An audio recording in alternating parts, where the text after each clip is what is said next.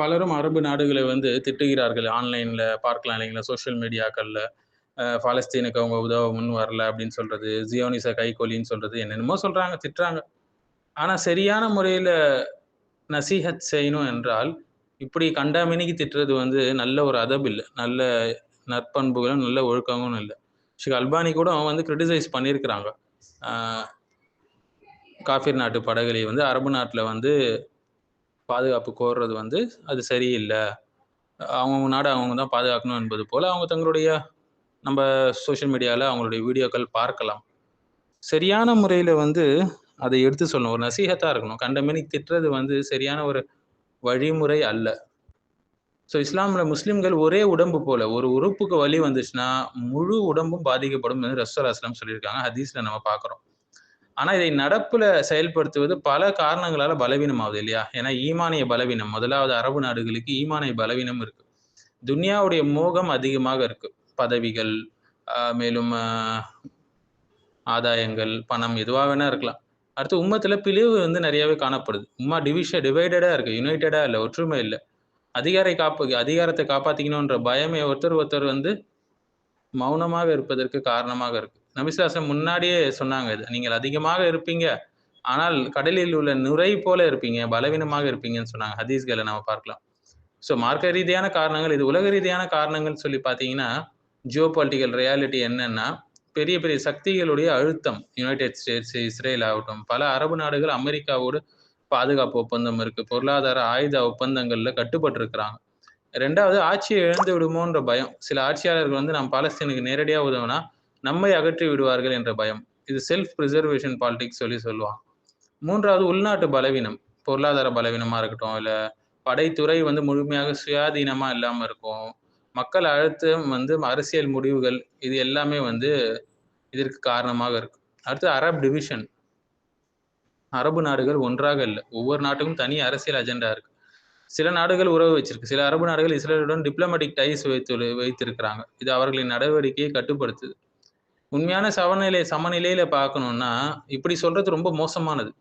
அனைத்து அரபு நாடுகளும் விலைப்பட்டாங்க, துரோகிகள், ஜால்ரா அடிக்கிறாங்க, சல்லிக்கு விக்கப்பட்டுட்டாங்க உலமாக்கள் என்று இது உணர்ச்சி பொங்க பேசக்கூடியது. சரியான வழிமுறை இல்ல. இப்படி பேசக்கூடாது. ஏன்னா முழு மக்கள் அல்ல, அரசியல் தலைமைகள் தான் முக்கியத்துவம். அரசியல் தலைமைகள் தான் முக்கியம்.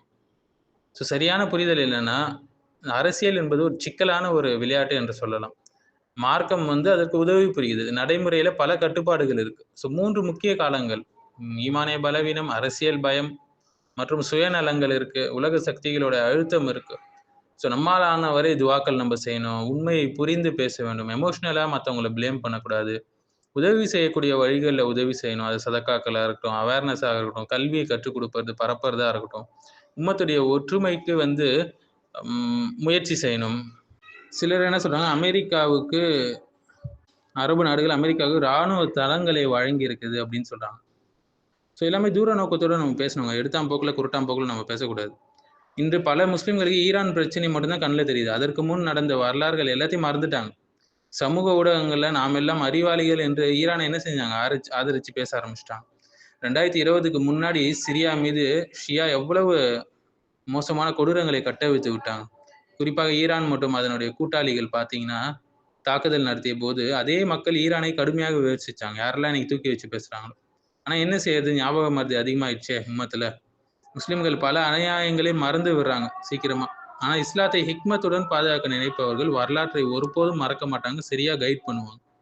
ஏன் வளைகுடா அரபு நாட்டுல அமெரிக்க ராணுவ தளங்கள் இருக்குது அப்படின்னு சொல்லி கேட்டா, காசுக்காக ஆயுதம் தூக்க போர் செய்யல.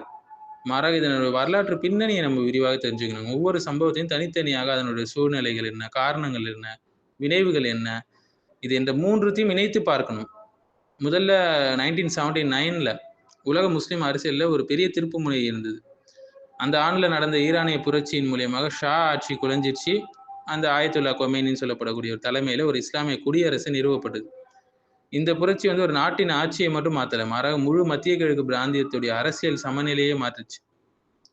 சிறப்பாக சவுதி அரேபியா போன்ற அஹ்லுசுன்னா தலைமையிலான அரசுகள் வந்து இந்த புரட்சியை நேரடி சவாலாகவும், தங்களது ஆட்சிக்கு எதிரான சிந்தனை பரவலாகவும் கருதினாங்க. இதன் காரணமாக ஈரான் மற்றும் சவுதி இடையேயான உறவு தீவிரமாக பகையாக மாறத் தொடங்கிடுச்சு.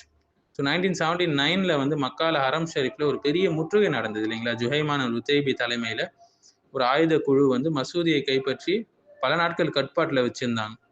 அதன் பிறகு அது ஒடுக்கப்பட்டது. இந்த சம்பவம் சவுதி அரசுடைய பாதுகாப்பு அமைப்புகள் எவ்வளவு பலவீனமா இருக்கு என்பதை காட்டுச்சு. ஸோ இந்த அச்சத்தால சவுதி அரசு தன்னுடைய பாதுகாப்பை வலுப்படுத்துறதுக்கு வெளிநாட்டு ஆதரவை, குறிப்பாக அமெரிக்காவுடைய இராணுவம் மற்றும் நுண்ணறிவு உதவிகளை அதிகமாக வாங்க தொடங்குச்சு. ஸோ இந்த காலகட்டத்தில் சவுதி அரேபியாவோட கிழக்கு மாகாணத்தில், குறிப்பாக கத்தீஃப் போன்ற பகுதிகளில் வாழக்கூடிய ஷியா மக்கள் ஈரானை புயற்சியால் ஊக்கமடைஞ்சு அரசுக்கு எதிராக கிளர்ச்சி செய்ய ஆரம்பிச்சிட்டாங்க. இந்த உள்நாட்டு பதட்டம் வந்து சவுதி அரசுக்கு 2 அச்சுறுத்தலை அமைஞ்சுது. ஒன்று வெளிநாட்டு செல்வாக்கு, இன்னொன்று உள்ளக கலகம். ஸோ இதனால பாதுகாப்பு கூட்டணிகள் அவசியமாச்சு என்ற புரிதல் வலுவடைஞ்சிச்சு அவங்களுக்கு. 1990லேருந்து 1991 காலகட்டத்தில் நடந்த குவைத் மீது ஈராக் நடத்திய தாக்குதலில் மற்றும் அதன் பிறகு நடைபெற்ற வளைகுடா போர் வந்து ரொம்ப முக்கியமான விஷயங்கள். சதாம் ஹுசேன் தலைமையிலான ஈராக் குவைத்தை கைப்பற்றிய போது, ஈராக் இன்வேஷன் ஆஃப் குவைத்னு சொல்லுவாங்க, சவுதி அரேபியாவுக்கும் நேரடி அச்சுறுத்தல் உருவாச்சு, அடுத்து நம்ம தான். ஸோ இந்த சூழ்நிலையில சவுதி அரசு அமெரிக்க தலைமையிலான கூட்டணி படைகளை தன்னுடைய நிலப்பரப்புல அனுமதிச்சுது. இதன் மூலம் அமெரிக்க ராணுவம் வளைகுடா பிராந்தியத்துல நிரந்தரமாக நிலை பெறத்துக்கு அடித்தளம் வைக்கப்பட்டுச்சு. சில உலமாக்கள் இதற்கு ஃபத்வா கொடுத்தாங்க, வாங்கிக் கொள்ளலாம் உதவி என்று. ஸோ 1987 மக்கா சம்பவம் ஹஜ்ஜின் போது ஈரானிய இந்த பில்கிரிம்ஸ் இருக்கிறாங்களா, சவுதி பாதுகாப்பு படையினருக்கும் இடையே ஏற்பட்ட மோதல்கள், நூற்றுக்கணக்கானோர் கொல்லப்பட்டாங்க. 1996 நம்ம பார்க்கலாம், சவுதி அரேபியாவில் நடந்த கோபார் டவர்ஸ் குண்டுவெடிப்பு இந்த பாதுகாப்பு அச்சத்தை மேலும் வலுப்படுத்துச்சு. ஸோ அமெரிக்க இராணுவத்தினர் தங்கியிருந்த குடியிருப்பு வளாகத்தில் நடந்த இந்த தாக்குதலில் 19 அமெரிக்க வீரர்கள் உயிரிழந்தாங்க. இதற்கு பின்னர் ஈரான் ஆதரவு பெற்ற ஹிஜாஸ் ஹிஸ்புல்லா அமைப்புகள் வந்து இருந்ததாக அமெரிக்கா மற்றும் சவுதி அரசு நம்புச்சு. இதனால ஈரானுடைய மறைமுக போர் நடவடிக்கைகளை எதிர்கொள்றதுக்கு அமெரிக்கா இராணுவத்துடைய இருப்பு அவசியம் என்ற எண்ணம் அவங்களுக்கு மேலும் வலுப்படுத்தப்பட்டது. ஸோ 2003 வந்து அமெரிக்கா வந்து ஈராக் மீது போர் தொடங்கிய பிறகு அந்த நாட்டுடைய அரசியல் அமைப்பு வந்து முற்றிலும் சிதறி போச்சு. அதன் பின்னர் ஈராக்ல ஷியா ஆதிக்கம் அதிகரிச்சது, ஈரான்ல செல்வாக்கு மிகுந்த அளவுல விரிந்தது. இதனால் வளைகுடா சுன்னி நாடுகள் தங்களை சுற்றி வளைக்க முயற்சி நடைபெறுகிறது என்ற அச்சத்துல விழுந்துட்டாங்க. 2011 வந்து அரபு வசந்தம் என்று அழைக்கப்படக்கூடிய போராட்ட அலை வந்து பல நாடுகளில் பரவுச்சு. பஹ்ரைன்ல பெரும்பான்மையாக இருந்த ஷியா மக்கள் வந்து அரசுக்கு எதிராக போராட்டங்களை நடத்தினாங்க. பஹ்ரைன் அரசு இதற்கு ஈரான் பின்னணியில இருக்கு என்று குற்றம் சாட்டுச்சு. அந்த நாட்டில் அமெரிக்காவுடைய முக்கிய கடற்படை தளம் இருப்பதால அந்த பிராந்தியத்தில் அமெரிக்க இராணுவத்துடைய இருப்பு தொடர்ந்துச்சு. 2014 பார்த்தீங்கன்னா யமன்ல உள்நாட்டு போர் தொடங்கும் போது ஹூத்தி இந்த ஷியா கிளர்ச்சியாளர்கள் தலைநகரை கைப்பற்றினாங்க. இந்த ஹூத்தி இயக்கம் ஈரானுடைய ஆதரவை பெறுது என்று சவுதி மற்றும் அதன் கூட்டாளிகள் நம்பினாங்க. இதன் விளைவாக சவுதி தலைமையிலான கூட்டணி யமன்ல இராணுவ நடவடிக்கைகளை ஆரம்பிச்சது. இதற்கிடையில் ஹூத்தி குழுக்கள் சவுதி மீது ஏவுகணை மற்றும் ட்ரோன் தாக்குதல்களை நடத்த தொடங்கினாங்க. 2015-16 காலகட்டத்தில் சவுதி அரேபியாவோட கிழக்கு பகுதியில் மசூதிகள் மீது நடந்த தாக்குதல்கள் அந்த நாட்டுடைய அந்த பாதுகாப்பு நிலையை இன்னும் பாதிச்சுது. இந்த தாக்குதல்கள் மத அடிப்படையிலான பிரிவினை அதிகரிச்சது, பிராந்திய பதற்றத்தை மேலும் தீவிரப்படுத்துச்சு. இந்த தாக்குதலில் ஷியாக்களே பாதிக்கப்பட்டாங்க. 2019 வந்து சவுதி அராம்கோ நிறுவனத்துடைய அப்கைக் மற்றும் குறைசி எண்ணெய் சுத்திகரிப்பு நிலையங்கள் மீது நடந்த தாக்குதலில் உலகளாவிய அளவில் அதிர்ச்சி ஏற்பட்டுச்சு. இந்த தாக்குதல் வந்து ரொம்ப உயர்ந்த தொழில்நுட்பம் பயன்படுத்தி நடத்தப்பட்டதால இது சாதாரண கிளர்ச்சியாளர் தாக்குதல் கிடையாது. ஒரு நாட்டின் ஆதரவு இருந்திருக்கலாம் என்று சந்தேகம் வந்துச்சு. இதன் பின்னணியில ஈரான் இருப்பதாக பல நாடுகள் குற்றம் சாட்டினாங்க. இதற்கும் மேலாக ஈரான் தனது புரட்சிகர காவல் படை மூலம் லெபனான், ஈராக், சிரியா மற்றும் ஏமன் போன்ற நாடுகள்ல தனது செல்வாக்கை விரிவுபடுத்தினாங்க. இந்த நிலை வந்து வளைகுடா நாடுகளுக்கு ஒரு நீண்டகால ஒரு அச்சுறுத்தலாக கருதப்பட்டுச்சு. ஸோ ஈரானுடைய ப்ராக்சிகள் 2011 இருந்து சிரியாவில் நடவடிக்கை எடுத்து அலுசுனா மக்களை கொன்று குவித்தாங்க. சிரியாவில் பல பகுதிகளை சேதப்படுத்தினாங்க. 2014 பார்க்கலாம், ஈரானுடைய ஆதரவாளர்களான ஹூத்திகள் வந்து யமன்ல அலுசுனா மக்களை கொல்றதுக்கு முகீப் ஹாதி வஹதி அவர்களுடைய பள்ளிகளை, மதரசாவை சேதப்படுத்தினாங்க. ஷேக் முக்பில் இப்னு ஹாதியுடைய அவங்களுடைய மதரசாக்களை. இதனால் அந்த இடங்களில் கல்வி, சமுதாய அமைப்பு மற்றும் மத அடிப்படையிலான சமநிலை பாதிக்கப்பட்டுச்சு. இவ்வாறு பல சம்பவங்களுக்கு இந்த அனைத்து சம்பவங்களையும் ஒன்றாக இணைத்து பார்த்தா வளைகுடா நாட்டில் அமெரிக்கா இராணுவ தளங்களை அனுமதித்தது ஒரு அரசியல் விருப்பம் மட்டும் கிடையாது, மாறாக பல ஆண்டுகளாக உருவான வந்து பாதுகாப்பு அச்சங்களினால. ஸோ பிராந்திய மோதல்கள் மற்றும் அதிகார சமநிலையின் மாற்றங்கள் ஆகியவற்றின் விளைவாக ஏற்பட்ட கட்டாய தீர்வாக இது இருந்தது. இதுபோல பல கசப்பான சம்பவங்கள் இருக்க அரபு நாடுகளை குற்றம் சாட்ட முடியுமா என்று நீங்க கேட்கலாம். ஏன் அந்த நாடுகளில் போர் வீரர்கள் இல்லையா, அமெரிக்கா மட்டும்தான் இருக்குதா என்று எல்லாம். ஸோ அமெரிக்காவுக்கு அரபு நாடுகள் படைகளை செலவழிப்பதில்லை. ஏன் என்றால் பெட்ரோல் அனைத்தும் டாலர்களில் வர்த்தகம் பெட்ரோ டாலர் நடைபெறுது. ஸோ இதனால் அமெரிக்காவுக்கு பெரும் லாபம் கிடைக்குது. அதற்கு மேலாக அரபு நாடுகளில் உள்ள இராணுவ வீரர்கள் வந்து ஈரானுடைய படைகளுக்கு நிகராக இல்லை. மேலும் நவீன ஆயுதங்களும் அவங்ககிட்ட கிடையாது. எனவே அரபு நாடுகள் அமெரிக்காவை சார்ந்து இருக்கிறாங்க. மத்திய கிழக்கு நாடுகள் மற்றும் அமெரிக்காவுடைய மக்கள் தொகை பார்த்தீங்கன்னா, இராணுவ பலம்லாம் பார்த்தீங்கன்னா, அமெரிக்காவில் மக்கள் தொகை வந்து 34.9 கோடி. தீவிர பணியில் இருக்கிறவங்க 13.3 லட்சம் பேர், மொத்தம் 21 லட்சம் பேர். ஈரானுடைய மக்கள் தொகை பார்த்தீங்கன்னா 9.32 கோடி. மொத்த இராணுவம் வந்து 11.8 லட்சம் பேர். யமன்ல மக்கள் தொகை 4.3 கோடி. மொத்த இராணுவம் வந்து 3.4 லட்சம் பேர். சவுதி அரேபியால மக்கள் தொகை 3.52 கோடி தான். மொத்த இராணுவம் 3.5 லட்சம் தான். யுஏஇல ஐக்கிய அரபு அமெரிக்கத்துல மக்கள் தொகை வந்து 1.16 கோடி. மொத்த இராணுவம் வந்து 2 லட்சம் தான். 2.7 லட்சம். இஸ்ரேல்ல மக்கள் தொகை வெறும் 1 கோடி தான். 1.202 கோடி. மொத்த இராணுவம் 6 லட்சம் பேர். 6.35 லட்சம் பேர். லெபனான்ல மக்கள் தொகை 59 லட்சம். மொத்த இராணுவம் வந்து 1.45 1.95 லட்சம் பேர். கத்தார்ல மக்கள் தொகை வந்து 32 லட்சம் பேர். மொத்த இராணுவம் வந்து 36,000 பேர் தான். ஒமான்ல வந்து மக்கள் தொகை வந்து 5.15 கோடி. மொத்த இராணுவம் 16,000 17,000 தான். தீவிர பணியில் ஈடுபட்டவங்க 12,000 தான். பஹ்ரைன்ல வந்து மக்கள் தொகை 17 லட்சம். மொத்த இராணுவம் வந்து 25,000 30,000 தான். தீவிர பணியில் ஈடுபட்டவங்க 20,000 பேர். ஸோ இவ்வாறான புள்ளி விவரம் இருக்கும்போது அரபு நாடுகளை விமர்சிப்பது சரியான்னு கேட்டால் நீங்கள் கேட்கலாம். காசாவை இஸ்ரேல் தாக்கும் போது அரபு நாடுகள் ஏன் நேரடியாக ஆயுதம் தாங்கி போர்ல ஈடுபடலன்னு. இதற்கான முக்கிய காரணம் என்னன்னா, ஒரு நாடு நேரடியாக போர்ல ஈடுபடணும்னா அதற்கான நவீன ஆயுதங்கள், வலுவான இராணுவம் இருக்கணும். அல்லது உலக அளவுல சக்தி வாய்ந்த ஒரு நாட்டோடு உறுதியான பாதுகாப்பு ஒப்பந்தம் இருக்கணும். இந்த நிலையில பல அரபு நாடுகளுக்கு அமெரிக்காவோடு பாதுகாப்பு ஒப்பந்தம் இருக்குது. ஆனா அதற்கு அப்பால வந்து தனித்துவமான இராணுவ வலிமை அல்லது நீண்ட கால போரை சமாளிக்கக்கூடிய திறன் பல இடங்கள்ல இல்ல, பலவீனமா இருக்கு. ஸோ ஒரு தரப்புல ஆயுத வலிமையும் இராணுவ சக்தியும் இல்லாமல் போர்ல இறங்குனா அதன் விளைவாக ஏற்படக்கூடிய அழிவு காசாவிற்கு மட்டுமல்ல அரபு நாடுகளுக்கும் மிகப்பெரிய பாதிப்பை உண்டாக்கும்.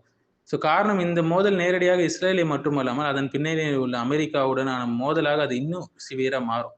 அப்படிப்பட்ட சூழ்நிலையில அரபு நாடுகளுடைய மொத்த இராணுவ வலிமை கூட அமெரிக்காவுடைய இராணுவ வலிமைக்கு ஈடாக இருக்காது. மேலும் அமெரிக்காவுடைய நேரடி போர் ஏற்பட்டால் அதன் தாக்கம் அரபு நாடுகளுக்கு மட்டும் இல்லாமல் உலகம் முழுவதும் உள்ள முஸ்லிம்களுக்கும் ஏற்படும். குறிப்பா முஸ்லிம்களின் இதயமாக கருதப்படக்கூடிய மக்கா மதீனா ஆகிய 2 புனித ஹரம் ஷரீஃப் அந்த பகுதிகளில் இருக்கிறதுனால அங்க எந்த ஒரு கலவரம் ஏற்பட்டாலும் உம்ரா, ஹஜ் போன்ற முக்கியமான எல்லா இஸ்லாமிய கடமைகளும் பாதிக்கப்படும். அதே நேரத்துல அமெரிக்கா அரபு நாடுகளோடு நேரடியாக போராடுவதற்காக இராணுவத்தை பயன்படுத்த வேண்டிய அவசியம் இல்லை. அவங்க தங்கள் இராணுவத்தை அந்த நாடுகளிலிருந்து திரும்ப பெற்றாலே போதும். அந்த நாடுகளில் உள்ள உள்நாட்டு பிரிவினைகள், குறிப்பா ஷியா சுன்னி மோதல்கள் மற்றும் ஈரானுடைய அரசியல் தலையீடுகள் போன்றவை காரணமாக அந்த நாடுகள் உள்நாட்டு குழப்பத்துக்கு தள்ளப்பட வேண்டிய வாய்ப்பு அதிகமா இருக்கு. இந்த அனைத்து சிக்கல்களையும் மற்றும் அதன் தீவிரமான விளைவுகளையும் கருத்தில் கொண்டுதான் அரபு நாடுகள் நேரடி போர்ல ஈடுபடாம ஒரு தன்னடக்கத்தோடு செயல்படுறாங்க. இதற்கு ஒரு முக்கியமான வரலாற்று உதாரணம் பார்க்கணும்னா, இஸ்ரேல் நடைபெற்ற 1967 யோம் கிப்பூர் போர் என்று சொல்லுவாங்க. 6 நாள் போர். அந்த போரின் போது ஆரம்பத்தில் அரபு நாடுகள் முன்னிலை பெற்றிருந்தாலும் மிக குறுகிய காலத்திலே வெறும் 6 நாளே இஸ்ரேல் வெற்றி பெற்றதுன்னு சொல்லுவாங்க. மேலும் ஜெருசலேம் போன்ற முக்கிய பகுதிகளில் யூதர்கள் கட்டுப்பாட்டுக்குள் சென்றுச்சு. இந்த அனுபவம் நேரடி போரின் விளைவுகள் எவ்வளவு கடுமையா இருக்க முடியும் என்பதை அரபு நாடுகளுக்கு தெளிவா உணர்த்துச்சு. இதனால கடந்த கால அனுபவங்களிலிருந்து பாடம் கற்றுக்கொண்ட அரபு நாடுகள் இன்று திடீர் உணர்ச்சிக்கு இடமளிக்காமல் மிகுந்த யோசனையோடு அரசியல் நுண்ணறிவோடு செயல்படுறாங்க.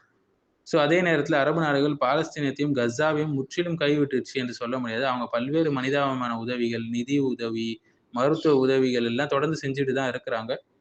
மேலும் காசா இஸ்ரேல் பிரச்சனைக்கு அமைதியான தீர்வு காண்பதற்காக கத்தார், சவுதி அரேபியா போன்ற நாடுகள் நடுநிலைமையான பேச்சுவார்த்தைகள், சமாதான முயற்சிகளில் எவ்வளவு ஈடுபட்டு வராங்க. இது பெரும்பாலும் சமூக ஊடகங்கள்ல தெரியாது. இறுதியாக குறிப்பிட வேண்டிய விஷயம் என்னன்னா, கடந்த காலங்கள்ல ஈரான் அல்லது அதன் ஆதரவாளர்கள் வந்து அரபு நாடுகளுக்கு எதிராக செயல்பட்டால் உலக முஸ்லிம்கள் ஒன்றுபட்டு அதற்கு எதிராக குரல் கொடுத்தார்கள். ஆனால் இன்றைய சூழ்நிலையில சிலர் அதே அரபு நாடுகள் சிக்கலில் இருக்கும்போது மகிழ்ச்சியாக நிலையில இருக்கிறாங்க. அரசியல் மற்றும் மத அடிப்படையிலான பிரிவினைகள் எவ்வாறு மனிதர்களுடைய எண்ணங்களை மாத்துச்சு என்பதை காட்டுது. எனவே ஒரு உண்மையான முஸ்லிம் வந்து கடந்த காலத்தையும் நிகழ்காலத்தையும் ஆழமாக புரிந்து கொண்டு உணர்ச்சிகளால் இல்லாம அறிவால் வழிநடத்தப்பட்டு செயல்பட வேண்டும். நபி ஸல்லல்லாஹு அலைஹி வஸல்லம் அவங்க கூறியபடி ஒரு மூமின் ஒரே துளையிலிருந்து 2 முறை கொட்டுப்பட மாட்டான் என்பது இந்த சூழ்நிலைக்கும் பொருந்தும். ஸோ அநியாயக்காரர்களை கொண்டே இறைவன் தண்டிப்பான் இல்லைங்களா? ஈரான், அமெரிக்கா, இஸ்ரேல் போர் இதுவே அஹ்லுஸ் சுன்னாவுடைய நிலைப்பாடு. என்னன்னா, முஃபஸிர்கள் சொல்றாங்க, ஒரு அநியாயக்கார ஆட்சியாளரை மற்றொரு அநியாயக்கார ஆட்சியாளரை கொண்டு அல்லாஹ் அழிப்பான். தீயவர்கள் ஒருவருக்கொருவர் மோதிக்கொண்டு அழிவதும் இறைவனுடைய வழிமுறையில இருக்குது என்று குறிப்பிடுறாங்க. அநியாயக்காரன் என்பவன் இறைவனுடைய வாள். அவனை கொண்டு அல்லாஹ் தண்டனை வழங்குறான். பின்னர் அந்த வாளையும் அநியாயக்காரனையும் அல்லாஹ் தண்டிப்பான்.